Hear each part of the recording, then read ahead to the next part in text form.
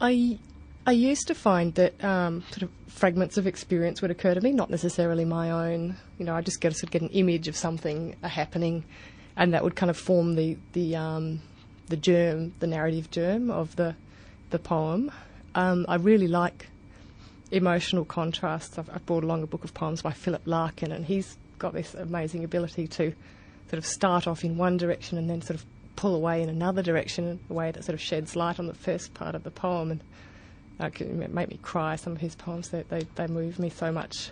But these days I'm working really hard on trying to write nature poetry, and I'm doing this series of poems about eucalypt trees. And what really inspires me there is the actual trees.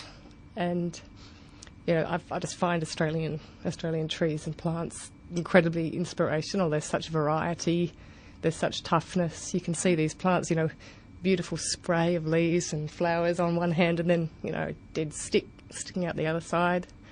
So it's kind of, you know, death and life at once. So yeah, I just get a lot of inspiration just thinking about the trees and what they're going through, or you know, how I interact with them, how I see other people interacting with them. In Australia, there is a huge amount of natural beauty and variety, but it doesn't always get picked up on in the mainstream culture. You know, a lot of gardens are European gardens, and I get the sense that for Australian poets, that there's a temptation to want to sort of bring out this natural beauty and share it with people, and to try and make it better recognised, better understood, better appreciated. So it's a rich vein that I think, well, I certainly feel like it deserves to be shared more, and it would be good to share the beauty that, not just the beauty, but the general characteristics of what is, you know, truly part of this country. I usually expect people to be hostile. I'm really nervous about saying I'm a poet, and I usually make it a joke. I say, well, you know, I used to be a philosopher, but I've given up being a philosopher and now I'm a poet instead. But generally people are interested, enthusiastic, and it turns out that, you know, a lot of the people I talk to either read or write poetry themselves, but, you know, haven't talked about it with anyone before. So, I mean, I'm really amazed and positively surprised, now that I've started talking about the fact that I write poetry, the number of other people who are interested as well. I mean, I don't know that they don't talk about it as much. Maybe they do. Maybe it's partly my impression.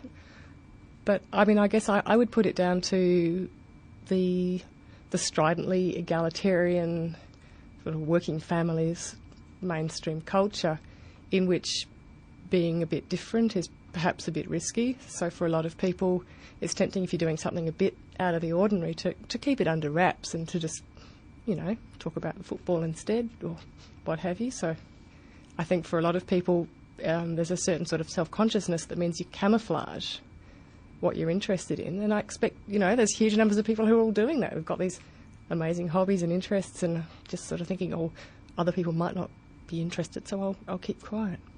So hopefully as more, you know, events like, you know, this sort of Poetry Month and so on continue, there'll be more and more general discussion and less touchiness or, you know, reserve about what, you know, all the amazing stuff that's happening. In terms of encouraging people to read, I think it's, I guess that there are so many different things you could do. Encouraging more reading at school, having, you know, quiet reading periods, having authors come in and read to kids, that sort of thing could be useful. Trying to come up with entertainment for kids that's kind of, you know, word-focused rather than image-focused, because I know it's tempting to put kids in front of the TV. Maybe you could put them in front of, I don't know, a tape recording of The Hobbit or something instead, see how they go with that. And I think the other thing that is a really important ingredient is having the writers come to the readers and making sure that writers are in touch with audiences and potential audiences and reach out to audiences and write things that are, you know, they're going to be accessible. And that means publishing in popular places as well as in, you know, art publications. It means talking on all different sorts of radio shows, just getting out there and communicating rather than, as I was talking about before, being a bit defensive and maybe only communicating with other people who are capital P poets, you know, sharing more broadly. I think that's really important.